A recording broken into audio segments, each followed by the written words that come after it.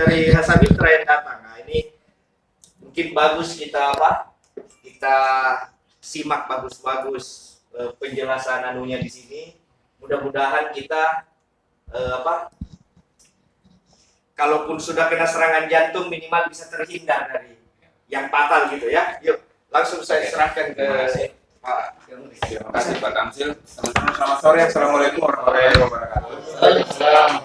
Jadi memang kebetulan ini waktu itu saya bahas dengan Pak Jayadi itu mengenai meninggalnya Prof. Rashid.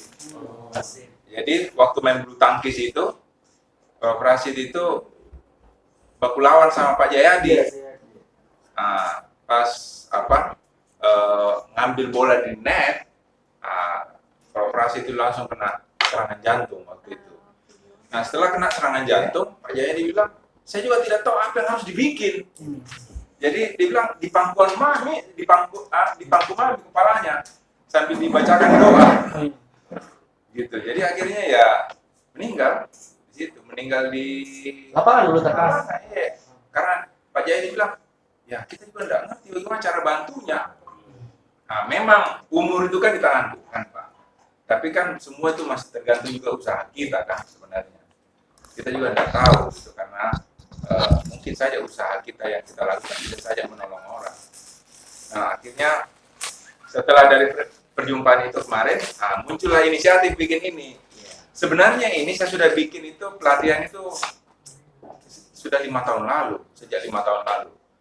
Jadi kira-kira dengan sekarang dengan total ini kira-kira hampir total sudah 5 ribuan orang yang kita latih di Makassar. Kejadiannya juga kebetulan.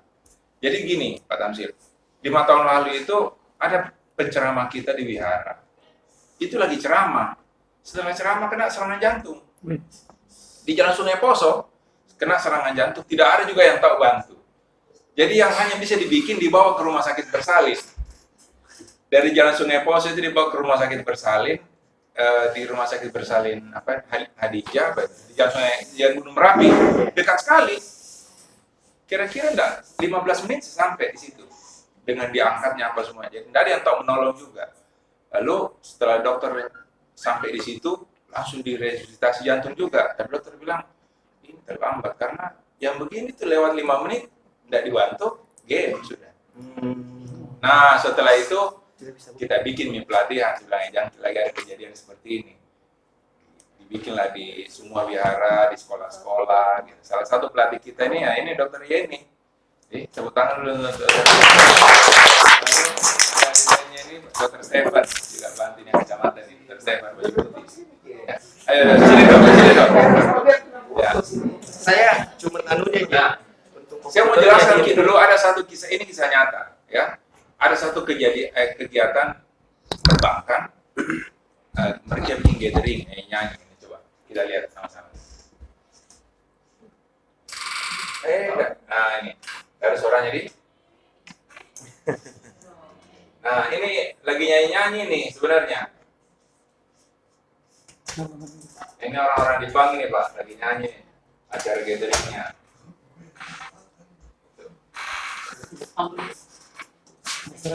Ada yang bikin ada nih.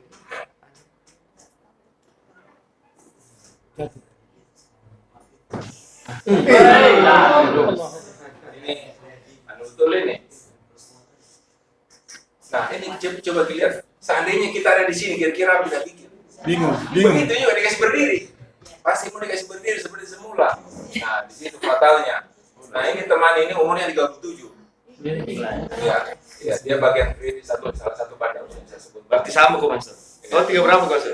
Beda di sana. Nah, Rawa memang lagi pas lagi. akhirnya meninggal. Ya, pernah dilihat videonya baru-baru yang pejabat kehutanan. Ya, kehutanan. Jadi orang-orang itu mungkin jadi pada saat orang stres itu terjadi dilatasi pembuluh darah dan di situ bisa menyebabkan jantung. Bayangkan kalau lagi stres, mungkin dia itu karena bawa materi di depannya menteri, depannya Pak Gub, mungkin agak Apa tuh? agak tinggi ya, stres tinggi, akhirnya kena serangan jantung. Lalu orang, kalau kita lihat di videonya kan dipukul-pukul begini Pak. Nah itu udah tahu juga itu video dari mana. Saya pernah tanya beberapa kali dokter, dok benar nggak yang bilang ini justru orang itu justru aliran darah harus diperlancar, ini malah dihambat kan aliran darahnya. Nah nantilah jelasin sama ibu dokter. Nah inilah sebenarnya yang kita ingin. Saya mau tanya gini di antara kita, siapa yang pernah lihat di sekitarnya dia atau di depan mata orang kena serangan jantung? Ada nggak? Nggak pernah. Baru di YouTube. Pak, jadi ilmu ini kayak tong itu alat pemadam, Pak. Pemadam tak di sini kan belum pernah dipakai. Ya. Tapi harus tahu. Tapi harus kita tahu. Sebab begitu ada kebakaran satu kali, Pak, kalau kita tidak pakai itu habis di satu gedung, Pak. Nah, seperti itu. Mungkin ini kita hanya pakai dia mungkin seumur hidup satu kali atau dua kali. Tapi mungkin itu menyelamatkan nyawanya orang. Nah, jadi apalagi kita wartawan dan di sini satu kantor di sini kan cukup banyak orang. Jadi perlu latihan itu. Minimal kita tahu apa yang harus kita bikin pada saat orang kena serangan jantung. Jangan susah di sini kok. Seperti cerita. Ya. Di bagian mana jantung tak? Kiri apa kanan? Kiri. Bagian kiri. Ya. Jadi Iya bagian kiri. Nah ini juga hubungannya nanti dan kenapa, bagaimana saat bikin kompresi, ya. Nah nanti ibu dokter dengan dokter dengan dokter Stephen itu akan jadi kita ini dikasih penjelasan sedikit. Setelah itu terpaksa kita di tempat yang ada seperti kita praktek dan semua orang harus praktek. Nah alat ini alat dari Amerika. Dia ada indikator dalamnya. Nanti ada lampunya menyala dan pas. Jadi kompresi itu harus cukup dalamnya, harus juga kecepatannya juga cukup. Kalau salah kecepatan, salah dalamnya, tidak percuma juga. Gitu, ya. Nanti akan dijelaskan saya. Yang jelas nanti kita akan tes, kita akan coba semua supaya Bapak dan Ibu itu tahu begini loh kerasnya. Nah, ini standar keras untuk orang-orang dewasa seperti kita. 20 ke atas. Karena nanti ibu dokter juga akan jelaskan kalau untuk anak-anak gimana. Gitu ya. Ada tong juga untuk anak-anak. Untuk bayi bagaimana itu ada juga. Ya. Itu kira-kira. Jadi minta tolong kalau memang nanti dalam penjelasan ibu dokter ada yang perlu ditanya lebih langsung ditanya. Ya. Yang jelas ini kesempatan berharga sekali untuk kita belajar. Khususnya perempuan. Bukan lagi saja.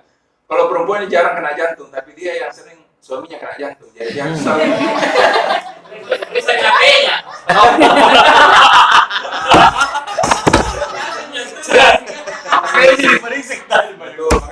Jadi belum menikah tapi pintar. makanya saya sering kasih tahu ibu-ibu, kalau mau suami kita panjang umur, jangan suka periksa.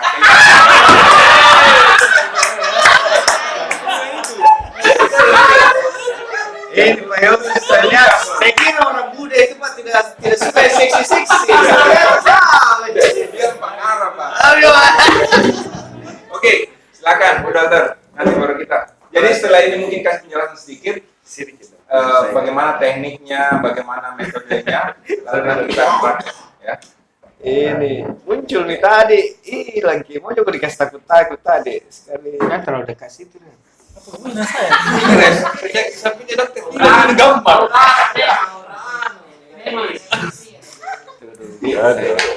Canggih dulu, tanya Pak.